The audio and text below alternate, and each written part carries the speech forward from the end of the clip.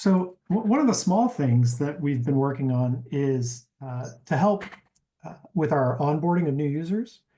And so Hmm. there are kind of two sides to this. One is as a first-time user joins, what is their experience like, and making sure that they kind of ease into the platform and the powerful features that we have. And so they can Hmm. start simple and then they can work up to something more complex. Right. Um, and then, but after you've learned how to upload a file and how to ask a targeted question comparing one concept against another concept, how might you further tune your experience? And so on my screen right now is a new settings page that we're working on, which allows someone to specify their experience level with AI. And this is one of those tunable parameters that we'll be updating in the background, but as part of our mission to design with humane practices in mind, the user should always have the ability to take control. And so even though we might observe that you or somebody else is kind of progressively getting more comfortable with AI, you could come in and change your setting instantly to say, you know what, I'm advanced. Don't waste my time watching me learn, right? Or you could reset yourself to beginner. Maybe we've gotten it wrong and we thought you were an intermediate, but you're not feeling as comfortable as we thought you were as we observed and dialed the behavior. And so how this might manifest is features in our product like the ability to improve your prompt. Um, when you're a beginner in AI, in the background, we might be doing many more transformations so that you can type in 2 or 3 sentences and we really express that to remove any bias that you might have had in your prompt if you're trying to get a fair comparison between two concepts and things like that. But a more advanced user, we might have less manipulation, um, it, because they're a prompt expert. How does a feature like that sound to you? Yeah, going up and down, that makes sense. But I would say I still don't have a full visual. I just looked at the snapshot of the screen and took it, so I'm not doing full justice to give you proper feedback. Um, that makes total sense. Um, this is my first, I guess, quick feedback, if you will. But it kind of building on this idea of having better personalization for where you're at in your journey, Yeah. I'm going to take us over here to the instructions tab. And so as part of this onboarding, we're working to get a sense of kind of who you are and what type of work you're trying to accomplish. A marketing executive is probably has very different needs than a programmer. Hmm. And um, so as we identify that in onboarding, we will provide custom instructions based on the type of task that you're doing.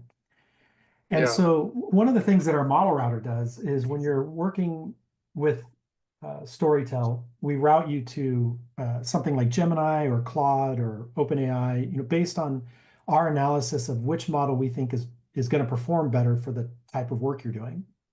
And on my screen right now are the different categories that we break it into, which are things like comparison tasks or classification, analysis, mathematics, translation, etc., content creation. And I'll go ahead and click on this template button, and I'm just going to say I'm a content creator, and I'll apply that template. And so as part of this onboarding, as we're learning kind of the nature of your work, uh, we preload these instructions that are sent with every prompt based on the type of task you're doing. So for example, if I'm doing a content creation task, these instructions say that you want to maintain a consistent brand voice, tone, and style across all platforms, incorporate SEO best practices, stuff like that. Hmm. And so, but this is just our starter template, what we think is kind of a general guidance for all content creators. And here is where you have the ability to come in and tune it specifically for you and your needs.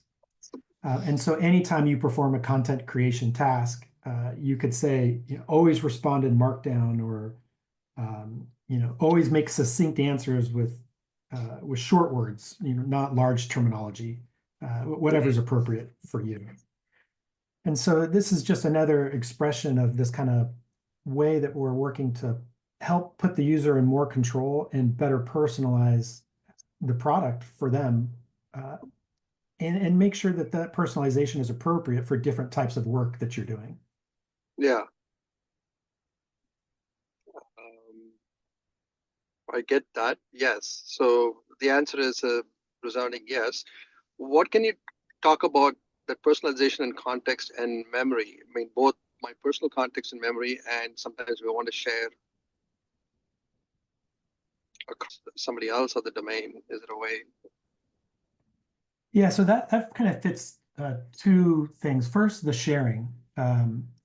You can share the knowledge that you add is permissioned, and so just sharing the raw data that other people can interact with is shareable.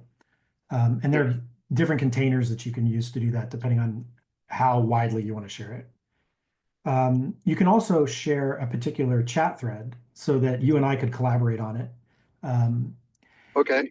and um, and you touch on memory, which is one of the things that we're working on to more deeply understand, um, that you've just gotten an insight or a key fact. And so one of the, and this has been part of Drodio's dream, I think since I first heard about Storytell, which he calls story tiles, which is an important concept.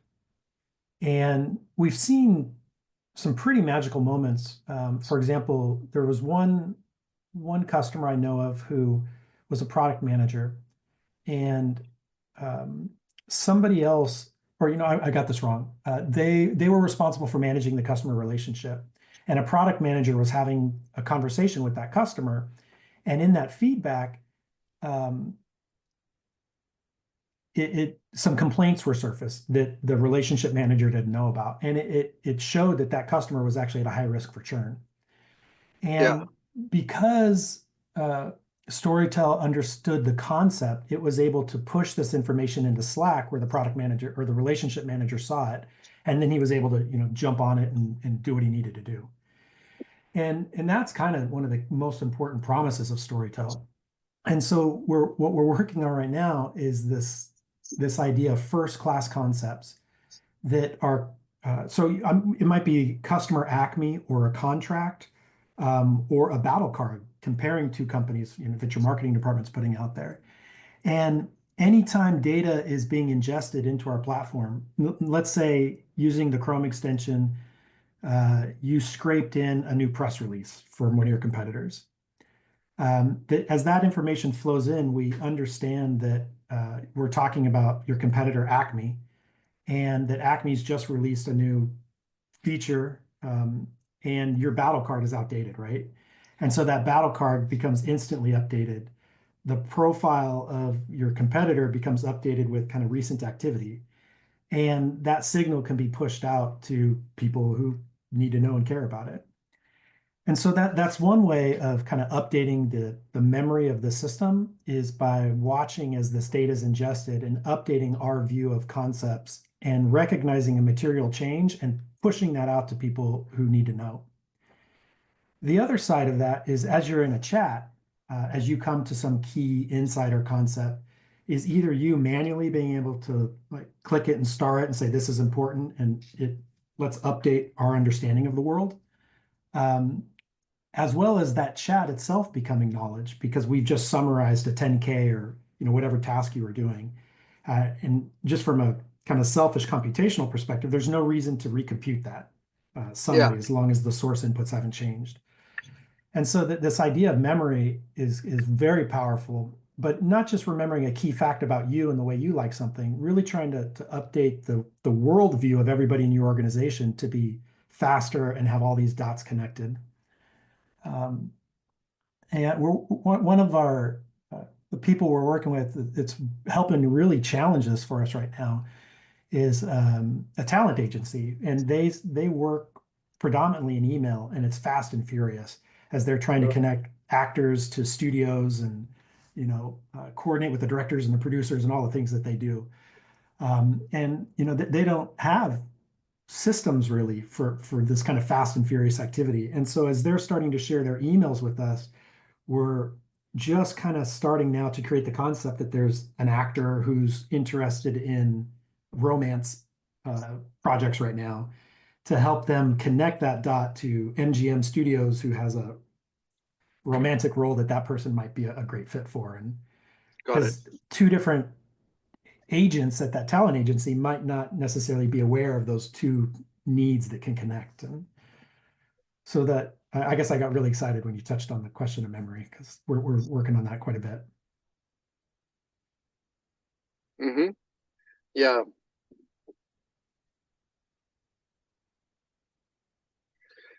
Cool. I need to try it. So I'm coming to my destination. I may have to sign off now.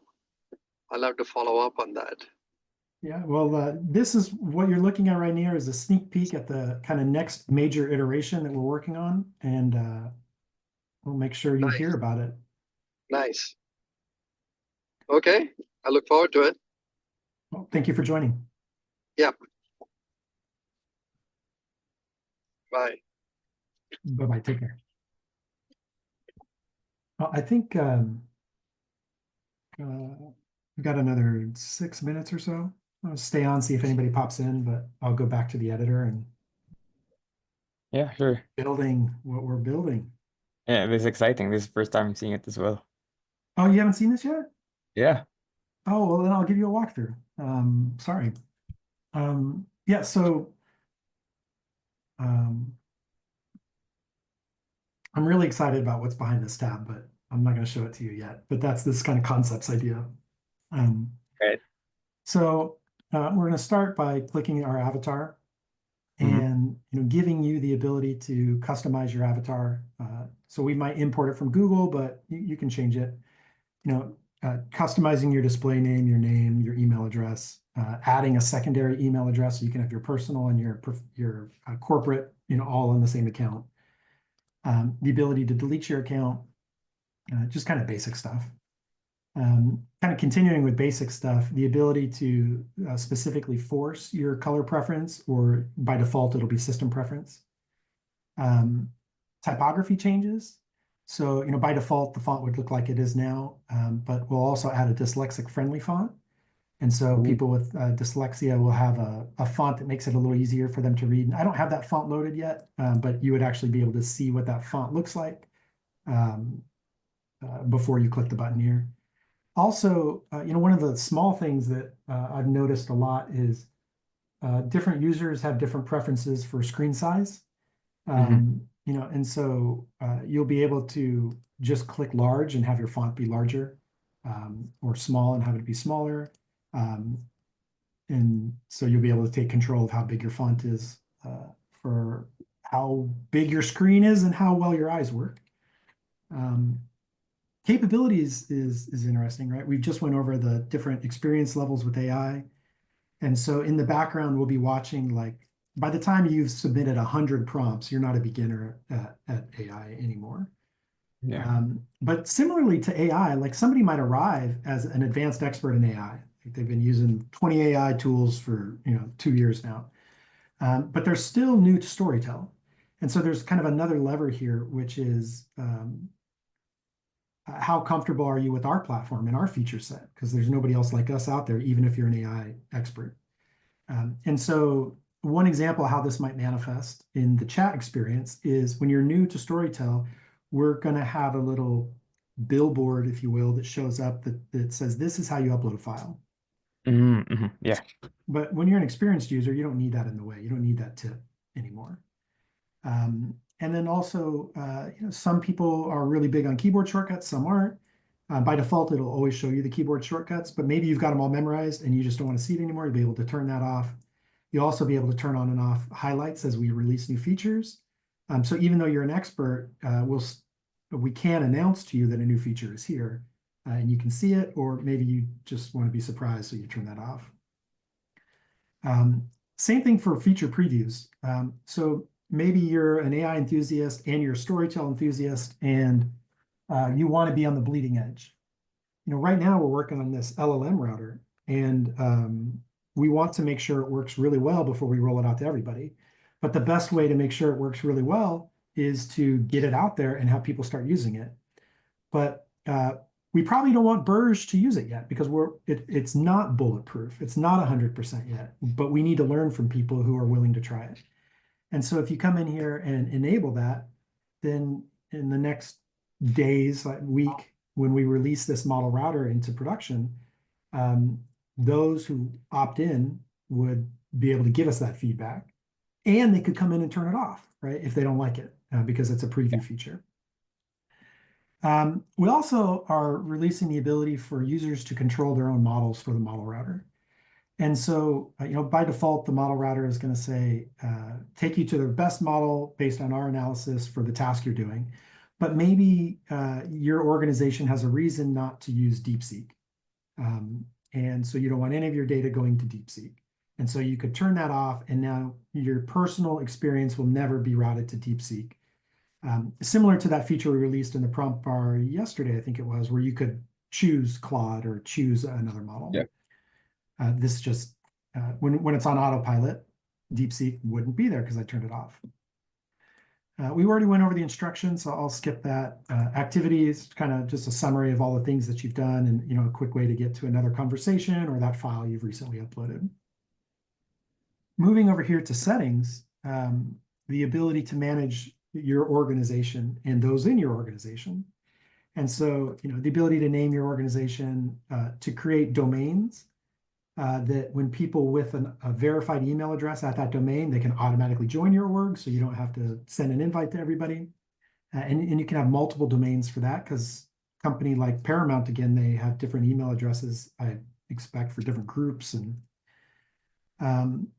also the ability to invite specific users. And so I could type in your email address here and choose a role for you, and add you to a team and send that invite out. And then you would be listed in this list, and then I could resend that invitation if I needed to, because it got eaten up by your delete all my email gremlin, or further manage your access, right? And that kind of brings me over to teams. The ability to create a team, to describe it, to come in and add team members to that team, and also edit team members, right? So if you need to go in and edit a team member, maybe Sarah's not in engineering anymore, and so we could go in and save that. So you can create teams and then grant everybody on that team access, right, easily, instead of having to worry about, oh, I always forget Mark for some reason, right? That's embarrassing. Nobody likes that feeling. And so, put Mark on the team. You never forget about Mark anymore. Not that anyone's going to forget about you, Mark. Hope so. Usage and billing, information about how many seats you're using and how many tokens you're using and how much data you're consuming, and then also kind of a summary of who your top 10 users are. Security, kicking off the ability here for people to bring their own enterprise SSO, to get API keys if they want to develop on the Storytell platform or embed Storytell on their website. Integrations. We're working on Google Drive right now, and we're benefiting ourselves from having linear data in here, right? And we want to integrate with the world. And so showing how integrations will look here, as well as offering the ability for custom integrations, should that be needed for some proprietary system. Excuse me. Also, the ability for the organization admin to specify model settings. And so maybe, DeepSeek, picking on DeepSeek again, I know sometimes there's a lot of fear about China, and maybe the organization's policy is we can't use DeepSeek because we don't want any data to be able to go to China. And so the org admin can turn that off, and now there's no, you in your user profile wouldn't have that option to use it or not use it, right? And the model router won't use it. It's kind of the same as that personal preference, but this time enforced across the entire organization.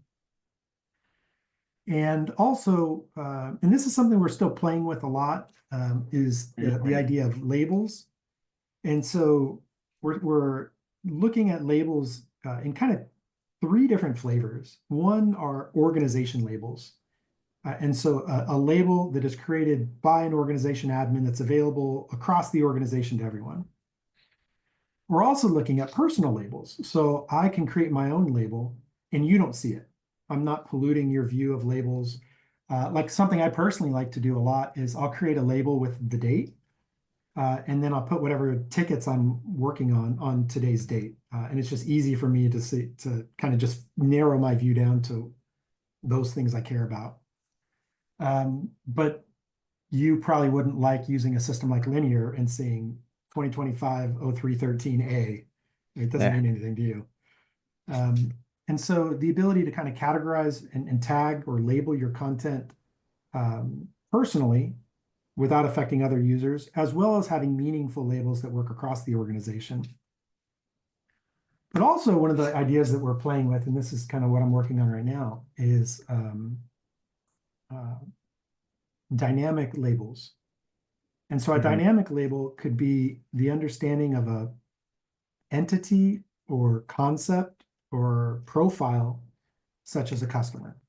And we know we can have customers, and I want to ask a question about all customers, using customers rank by revenue or whatever, right? And we kind of, that works in Storytell today, right? But what if you said customer equals Acme? What is the churn risk of customers Acme? And we're working on having delightful UI, with nice clickable buttons and autocomplete and all this. But kind of I think this hopefully expresses the concept and works for keyboard users who just want to type. And so comparing two different concepts, we might say compare customer Acme to customer Bravo, and help me understand how I can help Acme better succeed with our product. Maybe they're struggling with the product, but Bravo's doing great with it. Whatever your use case is. Yeah. And so as you tag,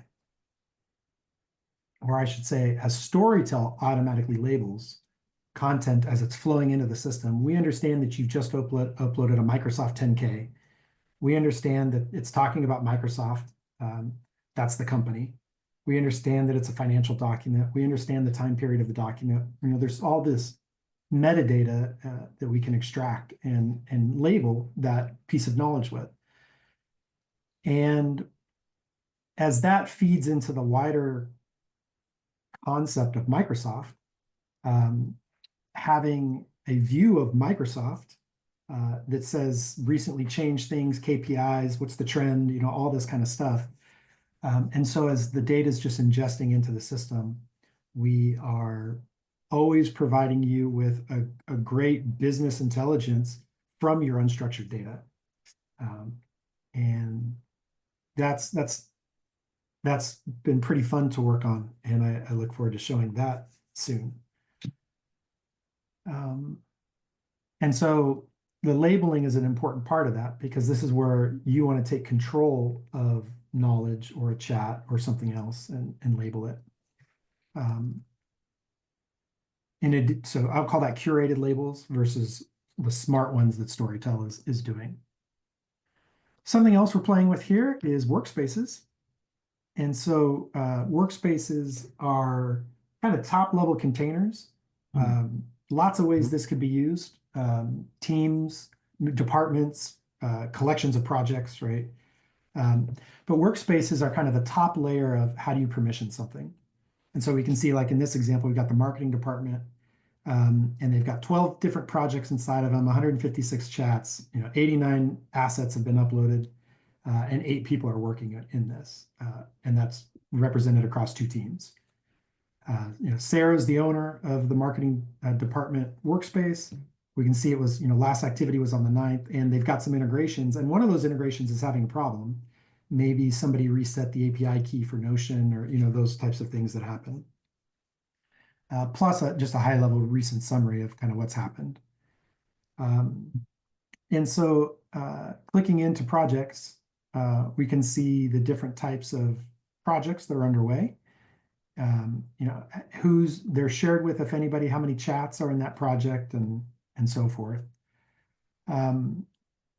Also, again, playing around with the idea of just trying to simplify knowledge management in your library. And so, you know, here's an example where this is a strategic plan, and you can see it's been labeled with strategy. If I don't like that, I can just take it away. So even though Storytel might have assigned that label automatically, you know, it couldn't be easier to make it go away. You just click the X. Or you could go into it and add your own custom personal label or one of those organization labels. And then, you know, what's really cool about these labels is you can see we got a bunch of things that are tagged strategy here. And so again, we could go to a prompt and we could say, using all my strategy, what am I supposed to be doing today to succeed for our company? You know, and then Storytel would find this, and it would find this, and it would find this, in addition to anything else that looked relevant. But if you specifically target it in the prompt bar with like using strategy, no, should just, well, you get the idea. Yeah. And so we've learned so much from our customers and everybody who's provided, you know, just great feedback that this kind of next iteration that we're working on here, I think I believe it'll be our best yet, and kind of just ties in so much of what we learned into the next chapter here. Yeah, actually, at first I got confused about the labels because I thought it was like building on top of what we had, like collections and stuff. But yeah, I realized this was replacing it, and yeah, it makes so much more sense. Well, I would say enhancing. Yeah. So like the idea of collections, at least the technical execution is still here in Yep. workspaces and projects. But so far, the structuring the concepts in this way seems to be landing better Yeah. with the people that we've iterated with.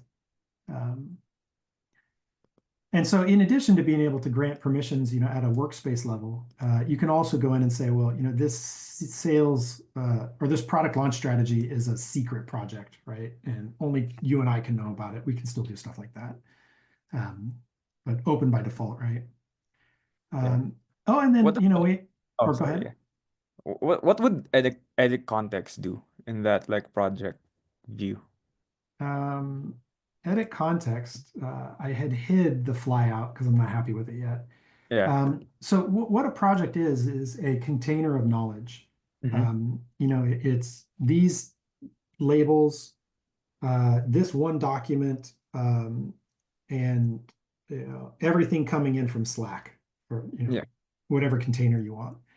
And so edit context is where you could change that by adding another label, taking a label away, removing the integration. Mm. And so that data container that you're always able to chat with, that's how you would edit it. In addition to being able to change it in a chat. So you might start your chat in the Q4 marketing campaign context. It's got all your Q4 marketing campaign stuff. But in your chat, you can still chat across all strategy, right? Anything you have access to. Or maybe maybe you're comparing two different marketing execution plans that are both in here, and you only want to work with one. You could actually change the context of just that chat too, if you wanted to just turn one file off. So you're only looking at the B version and not the A version, or, you know, Yeah. just really trying to make it easy for you to know what you're chatting with and change that scope. And so if I had gone in the code and removed my comment, you'd click this and flat would come out and you'd be able to make those changes. Yeah. Um, and then, you know, one of the things that I haven't really shown here yet is like changing your scope. Another way to start a chat is to just select, you know, I want these documents. And so I can start a chat with just those three. Mhm. Mhm. Or you know, I could do that and chat with everything, although that's kind of what's happening by default. Yeah. But you know, maybe you want to come up here and filter on just customer, you know, and yeah, let's chat with both of these and see what's in there. And so that's another way of kind of creating that data container or that scope that's just for this one chat. And then you could change that in the right-hand panel maybe you realize you didn't have enough information selected. Now you want to chat with some strategy label too, or whatever it is. And then also, we're testing this to see how this lands with people. But the ability to chat with chats. Maybe I want to reference these insights that I got in another chat, and so why not benefit from the work I did yesterday by chatting with it today? Yeah, and we're just kind of starting to get to this place, I think, where we can really just build on, the next, build on top of all this great work we've done, and apply our learnings, iterate. Yeah, it seems really powerful and exciting. Like it has a lot of features that I know CX has wanted to have ever since I joined Storytel, and yeah, even longer if considering Pat's there, like the account settings. Yeah, this is really exciting. Yeah, well, I can't wait until I show this, but I'm not ready to do that. And that's what I'm going to go get back to because I've got so much work to do on this button and what's behind there. All right.